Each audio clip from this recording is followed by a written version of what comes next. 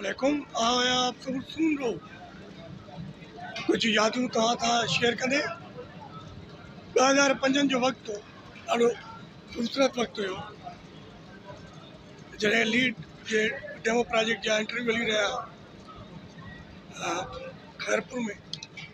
बि इंटरव्यू ॾिनो ऐं कामयाबु थियो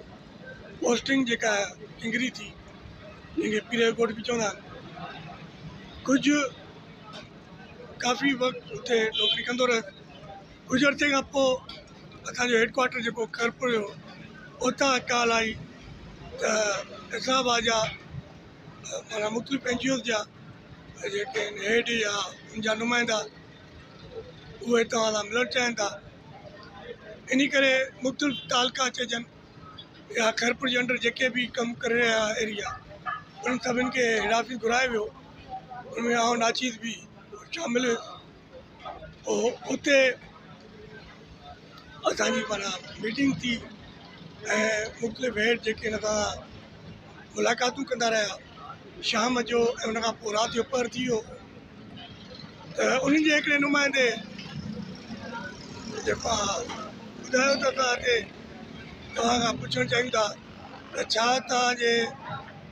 नौकिरी दौरान को अहम या मुनफ़रिद को वाक़ियो या तव्हांजी का सक्सेस स्टोरी हुजे त हथु मथे कर त उन्हनि मूंखे छो ॿुधाए मूं चयो मां हिकिड़ी कमु कयो आहे मां हिकिड़ो कमु कयो आहे जंहिंखे आउं सम्झी रहियो आहियां त उहा हिकिड़ी बहितरीनु जेको आहे सक्सेस स्टोरी आहे ऐं अगरि चाहियो त आउं शेयर कयां उन्हनि चयो बिल्कुलु मूं चयो त पीरकोट जे माना मुख़्तलिफ़ असांखे मूंखे पीरकोट में स्कूल मिलिया हुया एहसान जोगी ॻोठ जो हिकिड़ो स्कूल आहे जेको किंगरी आहे त खां थोरो अॻिते आहे उन स्कूल जे मुतलिक़ उन्हनि खे मां ॿुधायो त हीउ हिकिड़ो स्कूल आहे जेको मूं कयो उन में आउं वेंदो हुउसि जीअं ॿिया स्कूल हुया तीअं हिन स्कूल ॾे बि वियुसि उते मां ॾिठो त उन भरिसां जेके भील चइजनि हर कास्ट ऑनरेबल आहे रिस्पेक्टेबल आहे पर उहे जेके हुया माना पिनंदा हुया और उन्हनि खे मुख़्तलिफ़ टाउन में या इलाइक़नि ॾांहुं वेंदा हुया या बस स्टैंड ते न सिर्फ़ु पाण वेंदा हुया पर पंहिंजे ॿारनि खे बि वठी वेंदा हुआ जेके नंढड़ा नंढड़ा ॿार हुया त आउं ॿियनि स्कूलनि सां गॾु हिन स्कूल ते ध्यानु ॾिनो जेको स्कूल त न हुयो पर उनजे भरिसां हिकिड़ो माना ओपन जीअं हूंदो आहे ज़मीन त नाले मात्र स्कूल हुयो त मां चयो हे एंट्री में थियो आहे या न पर उहा स्कूल अञा एंट्री में न हुयो ॿार ईअं ॿार ईंदा हुया पर भीलनि जा जेके ॿार हुया उहे नंढड़ा नंढड़ा ॿार पंहिंजे पेरेंट्स सां गॾु वञी पिनणु शुरू कयो तव्हां चयो हिते छो न स्कूल ठहे पोइ इहा ॻाल्हि मूंखे माना महसूसु थी त मां हिन ते कुझु कमु कयां पोइ आउं जीअं स्कूल ॿियनि ॾे वेंदो हुउसि उनखां पोइ जॾहिं शाम जो गाॾी अची ऑफिस में बीहारींदो हुउसि त वेगन ते वरी इन पासे ॾांहुं वेंदो हुउसि ऐं उन्हनि जेके शाम जो उहे भील ईंदा हुया त उन सां आउं कचहरी कंदो हुउसि त तव्हां पंहिंजे ॿारनि खे छो नथा पढ़ायो उहे ॾाढा आहिनि ते कावड़िया ऐं मूंखे चयऊं त जेको आहे असां वेंदा आहियूं सुबुह जो रोज़ीअ ते उहो पिनण खे रोज़ी चवंदा ऐं शाम जो जेको आहे असां वरी मोटी ईंदा आहियूं ॾाढी सुठी असांजी रोज़ी थींदी आहे मां उन्हनि खे अर्ज़ु कयमि त अगरि तव्हांजा ॿार पढ़ंदा त हिननि जो मुस्तक़बिल सुठो थींदो रोशन थींदो ऐं तव्हां बि हिन खां हिन जेको अदाब आहे हिन खां निकिरंदो पर उहे न पिया मञनि पोइ आउं कंटिन्यूअसली मुस्तक़िल उन्हनि ॾांहुं वेंदो रहे ऑफिस टाइम खां बाद बि पोइ उन एहसान जोगी स्कूल ॾे वियुसि जेको चिंगरी खां काफ़ी परे आहे पोइ शाम जो पंहिंजी मोटर साइकिल ऑफिस में बीहारे ऐं वैगननि ते वेंदो ऐं हो ॾाढो हूंदा बहस बात कंदा ऐं हिकु दफ़े त विड़ी बि पिया पर हिमत कोन हारे पोइ हिकु दफ़े उन्हनि खे मां मोटिवेट करण में कामयाबु हुयुमि उन्हनि छा कयो त चई ठीकु आहे पर असांखे कुझु टाइम ॾे उन्हनि खे कुझु टाइम ॾिनो पोइ उहे जेको आहे आहिस्ते आहिस्ते राज़ी थी विया न सिर्फ़ु राज़ी थिया पर उन्हनि पंहिंजे पैसनि सां उन जाइ ते स्कूल ठाहिण लाइ बि राज़ी थी विया ऐं हिकु जेको प्रियालो जे भरिसां एसन जोगी ॻोठु आहे हिकु ज़मीन ख़रीद करण लाइ बि राज़ी थी विया ऐं हुननि चयो तव्हांखे जेको आहे असां सॼी कम्यूनिटी जेका आहे गॾिजी करे तव्हां कंट्रीब्यूट कंदासीं छो त लीड पाकिस्तान उन्हनि खे लख 1.5 लख ॾियण लाइ तयारु ई पर स्कूल ते वधीक ख़र्च थिए पियो उन्हनि चयो असां ज़मीन ई पाण ख़रीद कंदासीं उन्हनि जी औरतूं जेको आहे कमु कंदियूं हुयूं मुख़्तलिफ़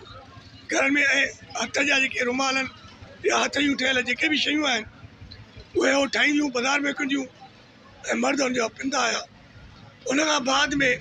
उन्हनि पैसा गॾु करे उन ज़मीन जी ख़रीद कयो जेको हिकु मुनफ़रिद वाक़ियो हुयो ऐं उन्हनि ज़मीन ख़रीद करे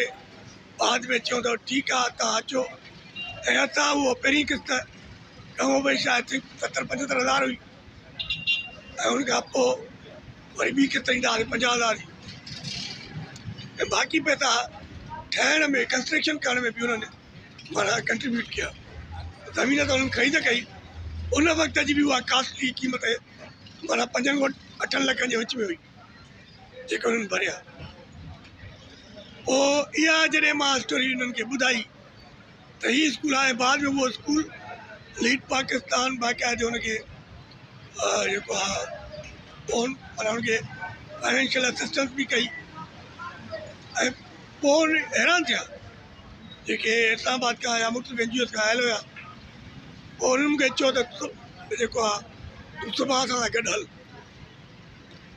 पोइ ॿिए ॾींहं ते राति जो माना सुबुह जो 5 बजे खनि मां हुन सां गॾु हलियुमि